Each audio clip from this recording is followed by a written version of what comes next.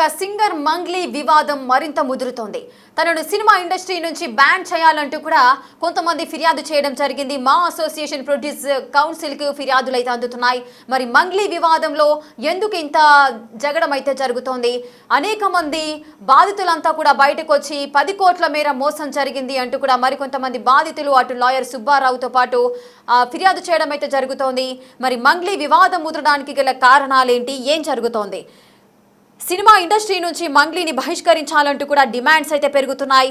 మంగ్లీని industry నుంచి వెంటనే బహిష్కరించాలి. మా అసోసియేషన్ ప్రొడ్యూసర్ కౌన్సిల్కు తెలంగాణ మూవీ ఆర్టిస్ట్ అసోసియేషన్ అయితే ఫిర్యాదు చేయడం జరిగింది. అటు తెలుగు ఫిలిం ప్రొడ్యూసర్స్ కౌన్సిల్కు సైతం ఫిర్యాదు చేశారు. బాధితులకు న్యాయం చేయాలంటూ కూడా డిమాండ్ చేస్తున్నారు. ఇక త్వరలోనే ఈ స్కామ్ ఏదైతే జరిగిందో ప్రైవేట్ లిమిటెడ్ కంపెనీ పేరుతో కొన్ని కోట్ల మేర బాధితుల వద్ద నుంచి డబ్బులు తీసుకొని బాధితులందరినీ కూడా మోసం చేశారు అంటూ కూడా ఏదైతే ఆరోపణలు వస్తున్నాయో మంగ్లీ వాటన్నింటినీ మాత్రం కొట్టివేయడం అయితే జరిగింది. నేను ఎన్నో ప్రముఖ షోస్లో నేను పార్టిసిపేట్ చేయడం జరుగుతోంది. నేను ఒక్క షో చేస్తేనే నాకు ఇంత అమౌంట్ వస్తుంది. అలాంటప్పుడు నేను చాలా షోస్తోనే చేతి నిండా పనితో చాలా బిజీగా ఉంటున్నాను. అటు విదేశాల్లో కూడా ఎన్నో పర్ఫార్మెన్స్లు చేస్తున్నాను. నేను పనితో చాలా బిజీగా ఉన్నాను. అటువంటి నా ప్రొఫెషనల్ వర్క్తోనే నేను కావాల్సినంత సంపాదించుకుంటున్నాను. అయినప్పటికీ కూడా నా మీద కావాలని నా ప్రతిష్టకు భంగం కలిగించే విధంగా ఇన్ని కుట్రలు జరుగుతున్నాయంటూ వాటన్నింటినీ కూడా తోసిపుచ్చింది మంగ్లీ. అవన్నీ కూడా ఖండిస్తూ వస్తోంది. ఇప్పుడు మా అసోసియేషన్ ప్రొడ్యూసర్ కౌన్సిల్ నుండి కూడా తనను తొలగించాలి, తనను సినిమా ఇండస్ట్రీ నుంచి బ్యాన్ చేయాలంటూ కూడా మా అసోసియేషన్ ప్రొడ్యూసర్ కౌన్సిల్కు తెలంగాణ మూవీ ఆర్టిస్ట్ అసోసియేషన్ మాత్రం ఫిర్యాదు చేయడం అయితే జరుగుతోంది. అటు తెలుగు ఫిలిం ప్రొడ్యూసర్స్ కౌన్సిల్కు అయితే ఫిర్యాదు చేశారు. ఎవరైతే బాధితులు ఉన్నారో వారందరికీ కూడా న్యాయం చేయాలంటూ కూడా ఫిర్యాదు చేయడం జరిగింది. ప్రజెంట్ మీరు బిగ్ టీవీ స్క్రీన్ పైన డిజిటల్ ఎక్స్క్లూజివ్లో వీడియోస్ని మీరు చూడొచ్చు.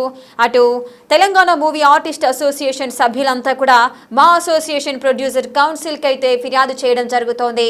సో ఎవరైతే బాధితులను అందరినీ కూడా మోసం చేశారో మంగ్లీని వెంటనే శిక్షించాలి, తనకు అదేవిధంగా బాధితులు ఎవరైతే ఉన్నారో వారికి న్యాయం చేయాలి, అదేవిధంగా మంగ్లీని సినిమా ఇండస్ట్రీ నుంచి బ్యాన్ చేయాలి అంటూ కూడా వారు ఫిర్యాదు చేయడం అయితే జరుగుతోంది. మంగ్లీ ఈ స్కామ్ చేయలేదు, నా పేరు వాడుకొని కొంతమంది ఈ విధంగా పెట్టుబడుల పేరుతో వారి వద్ద నుంచి డబ్బులు తీసుకున్నారు. నేను బాధితుల పక్షాన ఉంటాను, వారికి న్యాయం చేసే విధంగా నేను కూడా వారి వెనుక ఉండి పోరాడతాను అంటూ కూడా మంగ్లీ స్టేట్మెంట్ ఇచ్చింది. అయినప్పటికీ కూడా బాధితులంతా తమకు న్యాయం కావాలని కోరుకుంటున్నారు. అలాగే ఇప్పుడు మా అసోసియేషన్ ప్రొడ్యూసర్స్ కౌన్సిల్కి అయితే ఫిర్యాదు చేయడం జరిగింది. తెలంగాణ ఆర్టిస్ట్ అసోసియేషన్ సభ్యులంతా కూడా అక్కడికి చేరుకొని ఫిర్యాదు చేయడాన్ని కూడా మీరు చూస్తున్నారు. సినిమా ఇండస్ట్రీ నుంచి మంగ్లీ బ్యాన్ చేయాలంటూ కూడా వారు డిమాండ్ చేస్తూ ఫిర్యాదు చేయడం జరిగింది. మరి ఏం జరగబోతోంది? నిజంగానే మంగ్లీ స్కామ్ లో ఉన్నారా? ఆ స్కామ్ లో మంగ్లీ ఉంది, ఆ స్కామ్ చేసిందే మంగ్లీ, తన పేరు కూడా ఉంది, దానికి సంబంధించిన ప్రూఫ్స్ మా దగ్గర ఉన్నాయి, మేము సబ్మిట్ చేస్తామంటూ కూడా తెలంగాణ మూవీ ఆర్టిస్ట్ అసోసియేషన్ సభ్యులు అయితే చెబుతున్న పరిస్థితులు ఉన్నాయి. మరి ఎటువంటి ప్రూఫ్స్ వాళ్ళ దగ్గర ఉన్నాయి? మంగ్లీ నిజంగానే ఈ స్కామ్ లో తను కూడా ఒక భాగమని అనుకోవచ్చా? మంగ్లీ పాత్ర ఎంత మేరకు ఉంది? సో దానికి సంబంధించిన ప్రూఫ్స్ ఉన్నాయి అని చెబుతున్నారు. మరి ఏం జరగబోతోంది? పూర్తి డీటెయిల్స్ మా ప్రతినిధి సాగర్ అందిస్తారు. సింగర్ మంగ్లీ వివాదం రోజుకో మలుపు తిరుగుతుంది. ఇప్పటికే ఈ కేసులో ప్రధాన నిందితుడు ఉన్నటువంటి మధు రమావత్ అరెస్ట్ అయ్యాడు. కానీ మంగ్లీకి సంబంధించినటువంటి ఆరోపణలు వస్తున్న నేపథ్యంలో ఆరోపణలు పూర్తిగా కేసు దర్యాప్తు అయ్యేంత వరకు కూడా మంగ్లీకి సినిమాల్లో అవకాశం ఇవ్వద్దు, మంగ్లీని అప్పటి వరకు బహిష్కరించాలంటూ కూడా తెలంగాణ మూవీ ఆర్టిస్ట్ అసోసియేషన్ మా అసోసియేషన్ కు ప్రొడ్యూసర్స్ కౌన్సిల్ కి ఫిర్యాదు చేశారు. సో దీనిపై మరింత సమాచారం మనం వారిని అడిగి తెలుసుకుందాం. ఇప్పటికే మీరు ఫిర్యాదు చేశారు మంగ్లీ పైన. ఆమె కూడా గిరిజన బిడ్డ అంటుంది, బాధితుల తరపున నేను కూడా ఫైట్ చేస్తా అంటుంది. కానీ మీరు ఇప్పుడు బహిష్కరించాలని చెప్పి ఫిర్యాదు చేస్తున్నారు. ఎందుకు? సార్ నేను ఏమంటున్నా అంటే తన పైన ఆరోపణలు ఏ విధంగా వచ్చిందో తెలుసు. తన పైన ఎఫ్ఐఆర్ లో కూడా ఏఫ్ఐ అనేది కూడా ఉంది. తను ఏంటంటే ఒక విక్టిమ్ వాడుకుంటాను, నేను మీ బిడ్డను, మీ దగ్గరికి వెళ్ళి వచ్చిన, ఈ గానగాత్రంతో వచ్చిన అనుకుంటూ వస్తుంది. ఒకవేళ నీ పేరును ఎవరు భజనాలు చేసిండ్రు? మధు అనే అబ్బాయి భజనాలు చేసిండు. మధు అనేకు నీకు ఏ విధంగా అంటే నువ్వు తనపైన కేసు పెట్టాలి కదా, నువ్వు తనపైన కాకుండా లాయర్ పైన ఏ విధంగా పెడతావు? దాని తర్వాత గిరిజన విక్టిమ్ ఎట్లా వాడతావు నువ్వు? అది తప్పు కదా. డబ్బులు ఎవరెవరైతే పోయినారో మెజారిటీ 60 నుంచి 70% డబ్బులు ఎవరికి పోయినాయి? బంజారా బిడ్డలై, ఎస్సీ ఎస్టీ బీసీ బిడ్డలై కదా. అంటే నువ్వేం చేయాలనుకుంటున్నావు? నిజంగా వాళ్ళకు న్యాయం చేయాలనుకుంటే రా. ఇప్పుడు గిరిజన సంఘాల అన్ని నెంబర్లు నీ దగ్గర ఉన్నాయి. నువ్వు మాతోని కూడా మా స్టేజ్ల పైన ఆడి పాడిన మా ఆడబిడ్డవి. నువ్వు ఎవరి డబ్బులు ప్రధానంగా పోతున్నాయి? బంజారా బిడ్డలే కదా, రండి మాట్లాడదాం, కూర్చుందాం. ఎటువంటి ఆరోపణలు వచ్చినాయి? మధు ఎందుకు జైలుకు పోయాడు? నల్గొండలో ఎందుకు అరెస్ట్ కాబడ్డాడు? ఎక్కడ అరెస్ట్ కాబడ్డాడు? అనంతపురం నుంచి వస్తా అంటే పోలీసులు ఎందుకు ట్రేస్ అవుట్ చేసిండ్రు? బాలాజీ గారి విషయంలో ఎందుకు ఏ విధంగా పోయిండు? అన్ని ఏమని ఫిర్యాదు చేశారు? మా అసోసియేషన్ కావచ్చు, ప్రొడ్యూసర్స్ కావచ్చు, ఏమని ఫిర్యాదు చేశారు? నేను సినిమాకు ప్రధానంగా ఆ 24 క్రాఫ్ట్స్లలో ఎవరు ఏం పని చేయాలనుకున్నా ఫస్ట్ ప్రొడ్యూసర్స్ ఉంటారు.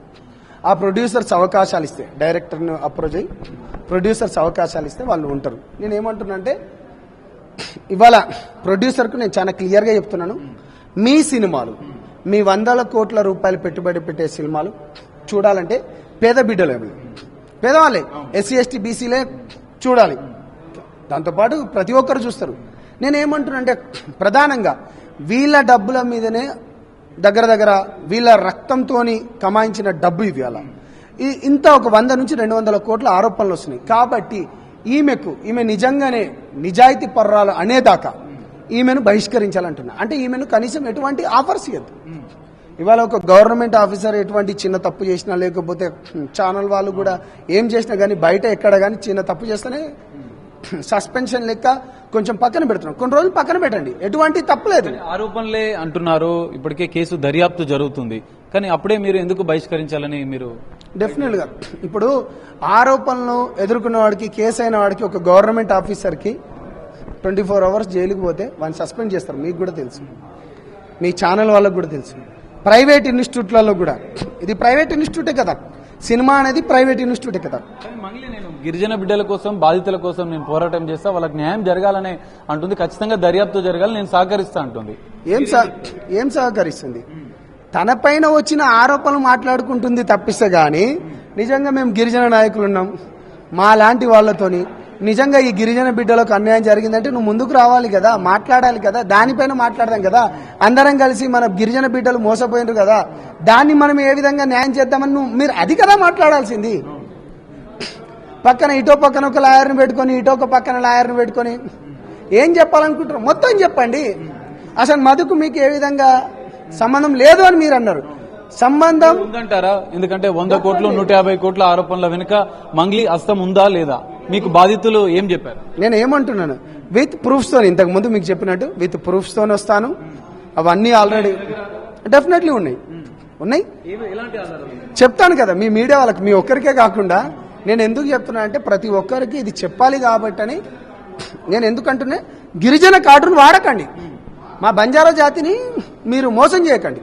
కానీ మంగ్లీ, నేను కూడా గిరిజన బిడ్డనే, నేను కూడా ఒక్కొక్క మెట్టెక్కి ఇంత డెవలప్ అయ్యాను, మీ అందరి సహకారంతోనే ఇంతవరకు వచ్చానంటున్నారు. కానీ మీరు అదే గిరిజన ఆడబిడ్డ మీద బ్యాన్ చేయాలంటూ కంప్లైంట్ చేస్తున్నారు. ఎట్లా? నేను శాశ్వతంగా బ్యాన్ చేయాలంటే నేను ఈ ఆరోపణలు నువ్వు కడిగిన మొత్తం లెక్క బయటికి రా. ఇది మీకే ప్లస్ పాయింట్, ఇది మీకే ప్లస్ పాయింట్. డబ్బులందరూ వసూలు చేసింది ఎవరు? ఆమె గిరిజన కార్డు విక్టిమ్ అంటుంది. గిరిజనులే కదా డబ్బులు వసూలు చేసిన ఆరోపణలు కూడా వస్తున్నాయి. దాన్ని అనేక మంది ఉన్నారు. ఎవరు? సారీ, బాధితులు మిమ్మల్ని కలిసారంటున్నారు కదా, మీకేమైనా చెప్పారా?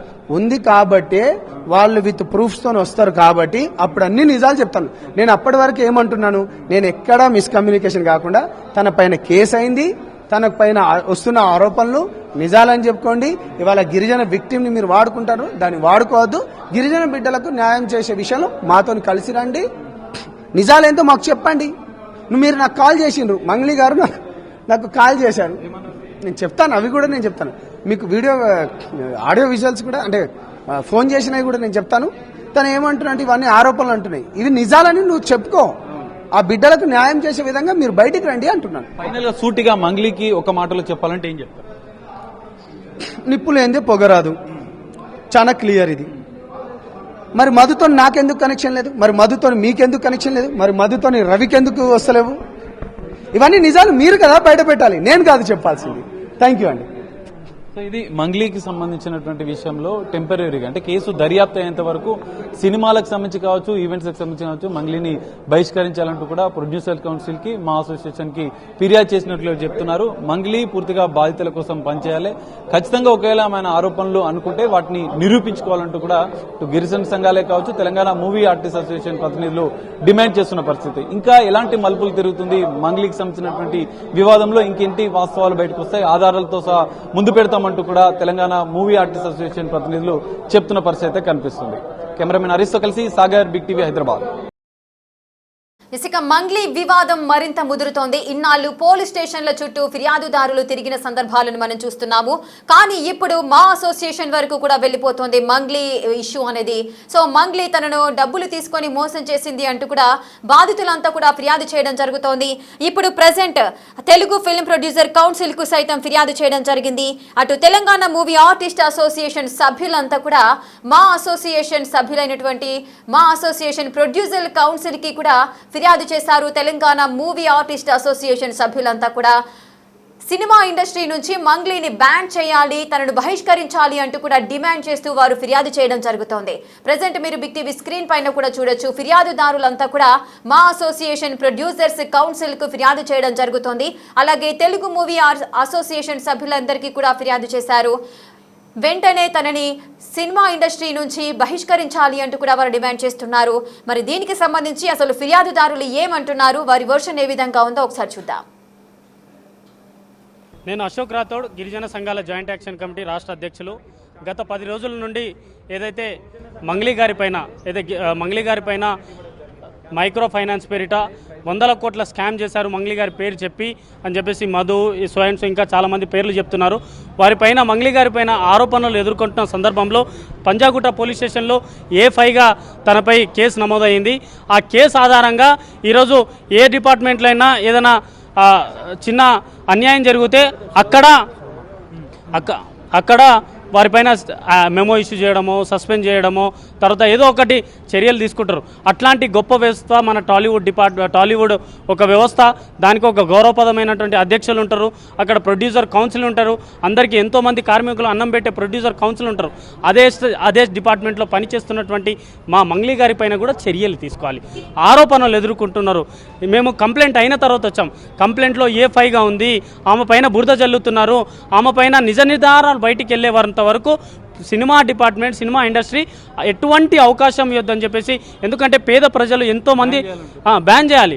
తాత్కాలికంగా ఆమెకైనా నిజ నిర్ధారణ జరిగేంత వరకు ఆమెను బ్యాన్ చేయాలి. పేద ప్రజలకు న్యాయం జరగాలి. అదే కదా ఇన్వెస్టిగేషన్ ఉందా లేదా అనేది ఒక 2-3 రోజుల తర్వాత మేము పూర్తి, మా నాయకుడు సంపత్ నాయక్ గారు చెప్పినట్టు 2-3 రోజుల తర్వాత పూర్తి ఆధారాలతో మేము బయటికి వస్తాం. బాధితులు ఉన్నారంటున్నారు, మీ రిలేటివ్స్ కూడా ఉంటారు. అవును, దేవరకొండలోనే ఈ స్కామ్ మొదట స్టార్ట్ అయింది. ఇది వాళ్ళు ఏమని చెప్పారు? మంగ్లీ పేరు చెప్పినట్లు ఏమని చెప్పారు? ఒకటి 2018 నుంచి ఈ సినిమా స్టార్ట్ అయింది. 2018 నుంచి 2026 అంటే సుమారు 6 సంవత్సరాలు 7 సంవత్సరాలు అవుతుంది.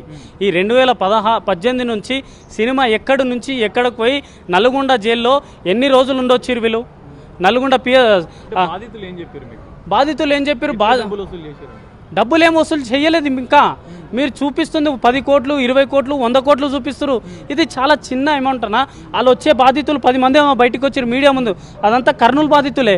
ఇంకా బాధితులు ఉన్నారా? అరే బ్రహ్మాండంగా 100 మంది కుటుంబాలు, తండాలంతా బాధితులే అన్న. ఎవరు నమ్మించారు మరి వాళ్ళంతా? ఇప్పుడు బాలాజీ అనే వ్యక్తి స్టార్ట్ చేసిన కార్యక్రమం 2018 నుంచి. ఆ బాలాజీ డ్రైవరే ఈ మధు. ఆ బాలాజీ చేసిన సంసారం అంతా ఈయన చూసి అదే సంసారాన్ని ఈయన స్టార్ట్ చేసిండు. మంగ్లీ ఎక్కడ కలిసింది అనేది ఆరోపణలు వస్తున్నాయి కదా. ఇప్పుడు మేము చెప్పడం లేదు కదా, బాధితులు చెప్తున్నారు. సినిమా స్టార్ట్ అయింది అనేది ఎక్కడ స్టార్ట్ అయింది, అది ఏ నియోజకవర్గంలో చాలా మంది బాధితులు మాకు చాలా రోజుల నుంచి డబ్బులు ఇచ్చిన వాళ్ళు, డబ్బులు ఎక్కడైనా పిఎస్లో కంప్లైంట్ చేస్తే డబ్బులు రావు మా అంటే జైలుకు పోయిస్తాం, బెదిరిస్తున్నారు. ఇదే దీంట్లో 100 మంది ఏజెంట్లు ఉన్నారన్న. బాధితులు 1000 మంది ఉంటే 200-300 మంది 400 మంది ఏజెంట్లు ఉన్నారు. డైరెక్ట్ ఎప్పుడు మధుకి డబ్బులు ఇవ్వలేదు, డైరెక్ట్ ఎప్పుడు బాలాజీకి డబ్బులు ఇవ్వలేదు, డబ్బులు డైరెక్ట్ మంగ్లీకి ఎప్పుడు ఇవ్వలేదు. ఆరోపణలు వస్తున్నాయి కదా, త్రూ ఏజెంట్స్. త్రూ ఏజెంట్ మంగ్లీని టార్గెట్ గా చేస్తూ ఎందుకు కంప్లైంట్ ఎస్ మంగ్లీని టార్గెట్ చేయలేదు. మంగ్లీ గారి బిడ్డ అంటుంది. గిరిజన బిడ్డ అయితే నేను విక్టిమ్ కార్డు, నేను గిరిజన నాయకుడు, నేను విక్టిమ్ కార్డు తీసుకొని రాలేదు. నేను పేద ప్రజల పక్షాన వచ్చిన అన్న. నేను గిరిజన బిడ్డగా రాలేదు. నేను గిరిజన బిడ్డ అయి ఉండొచ్చు. నేను సేవాలాల్ మహారాజ్ వారసుని, లక్కీసా మహారాజ్ వారసుని. కానీ ఈ విధంగా నేను డబ్బులు స్కామ్ చేసి ఈ విధంగా అప్పులు 10 రూపాయలు అప్పు 30 రూపాయలు నేను వసూలు చేయలేదు కదా. మేము ఎక్కడ వసూలు చేయలేదు కదా. ఆ విధంగా మా మంగ్లీ గారికి చాలా గొప్ప పేరు ఉంది. ఆ పేరును ఖరాబ్ చేసుకోకు తల్లి. నీ పైన ఎంతో గౌరవం ఉంది. ఎమ్మెల్యేలు 4 సంవత్సరాలు ఉంటారు, 10 సంవత్సరాలు ఉంటారు. కానీ నువ్వు లైఫ్ టైం అచీవ్మెంట్ కొట్టినావు ఈ గిరిజన బిడ్డలలో. ఎస్సీ పాట అన్నీ మంచి చాలా బ్రహ్మాండమైన సాంగ్ అన్న. ఈరోజు గవర్నమెంట్ ఆఫ్ తెలంగాణ ఏ కార్యక్రమం చేస్తే మంగ్లీ లేకుండా స్టేజ్ ఉండరా? అంత గొప్ప పేరు సంపాదించుకున్నాక ఈ చిల్లర పనులు ఎందుకు చేయాలనే ఆరోపణలు ఎందుకు వస్తున్నాయి? మధు గారి పేరు డేవనే కంప్లైంట్ చేయాలి. ఆ మధ్యకాలంలో మంగ్లీ గారిని ఎవరో కామెంట్ చేశారని మంగ్లీ గారు ఒక కంప్లైంట్ చేస్తే పోలీస్ స్టేషన్లో ఎఫ్ఐఆర్ అయింది అక్కడ. మరి ఆ విధంగా చేయొచ్చు కదా. ఎందుకు ఆ విధంగా రియాక్ట్ అయిందో మా మంగ్లీ గారు చాలా రెస్పెక్ట్ ఉంటుంది మాకు. మంగ్లీ గారు సూటిగా మీరు గిరిజన సంఘాల తరఫున మంగ్లీకి చెప్పాలనుకుంటే ఏం చెప్తారు? నీ పైన ఆరోపణలు వచ్చిన ఆరోపణలను క్లియర్ చేసుకో. ఆరోపణలు క్లియర్ చేసుకున్నాక నీ వెనకాల మేముంటాం. దీనికంటే ముందు చాలా ఆరోపణలు వచ్చినాయి. గిరిజన సంఘాలు గుప్పెట్లో కాపాడుకున్నాయి, పూలలో కాపాడుకున్నాయి. ఈ విషయంలో పేద ప్రజల పక్షాన ఉంటాం. అది గిరిజన బిడ్డ అయినా ఇంకే బిడ్డ అయినా. ఎస్సీ ఎస్టీ దళితులు అందరూ డబ్బులు ఇచ్చిరన్నా. ఒక్క గిరిజన బిడ్డలు ఇవ్వలేదు. 70% గిరిజన బిడ్డలు ఇచ్చారు. కానీ ఈరోజు నల్గొండ జిల్లా నుంచి మొదలు పెడితే నిజామాబాద్ పోయింది, జైరాబాద్ పోయింది, తర్వాత కర్నూలు పోయింది, కర్ణాటక పోయింది, మాచర్ల పోయింది. ఎన్ని డిస్టిక్లు తిరుగుతాయి ఈ పంచాయతీ? ఎంతమంది బాధితులు ఉన్నారు? కనిపించే నలుగురు మాట్లాడితే నలుగురు కూడా దొంగలు చేసినాం మనం. అసలు బాధితులకు ఆ డబ్బులు నలుగురు పోయి ఇచ్చిరా? ఈ నలుగురు ఏం పని చేసిరన్నా? మధు ఎంత సంపాదిస్తాడు? ఏ పిహెచ్డీలు చేసిండు? ఏ ఉద్యోగం చేస్తున్నాడు? ఒక డిపార్ట్మెంట్లో హయ్యెస్ట్ పొజిషన్లో ఉన్నలే సంపాదిస్తలేకపోతున్నారు. సో ఈ విధంగా మంగ్లీ గారికి నేను మళ్ళొక్కటే రిక్వెస్ట్ చేస్తున్నా. మీ పైన మేము చాలా క్లియర్గా మేము ప్రొడ్యూసర్ కౌన్సిల్లో కంప్లైంట్ ఇచ్చాం. ఆ కౌన్సిల్లో మీరు ఎదుర్కొంటున్న ఆరోపణలు క్లియర్ చేసుకునేంత వరకు ఇక్కడ మేము అవకాశం ఇద్దామని మేము రిక్వెస్ట్ చేస్తాం. సో దాని మీద కట్టుబడి ఉంటాం. మళ్ళీ తొందరలోనే మేము అన్ని ఆధారాలతో బయటకు వస్తాం. Thank you. నా పేరు రఘురామ్ రాఠోడ్. నేను మైదాన ప్రాంత సేవలాల్ సేన అధ్యక్షుడిని. అయితే గత వారం రోజుల నుంచి మంగ్లీ గారి పైన వస్తున్న ఆరోపణల మీద మేము కూడా గిరిజన సంఘాలుగా మేము కూడా అక్కడ కొంతమందిని ఆరాధీయడం జరిగింది. దానిలో మేము నిన్న మొన్ననే మంగ్లీ గారి పైన ఏమైందంటే పంజాగుట్ట పిఎస్లో A5గా ఆమె మీద ఎఫ్ఐఆర్ నమోదు చేయడం జరిగింది.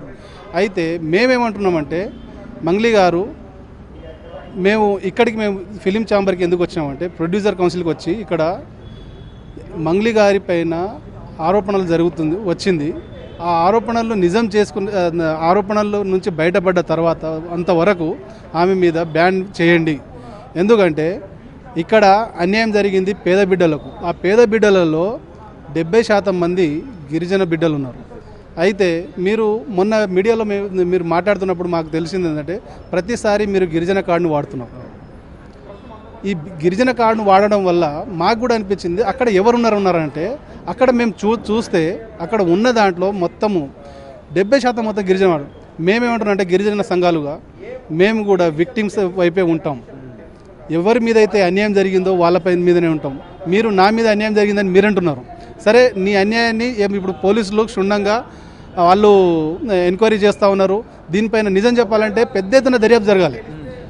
ఇది నిజం చెప్పాలంటే చాలా పెద్ద స్కామ్ జరిగింది. ఈ మైక్రో ఫైనాన్స్ అనేది ఎక్కడి నుంచి అంటే బాలాజీ నాయక్ నుంచి స్టార్ట్ అయింది.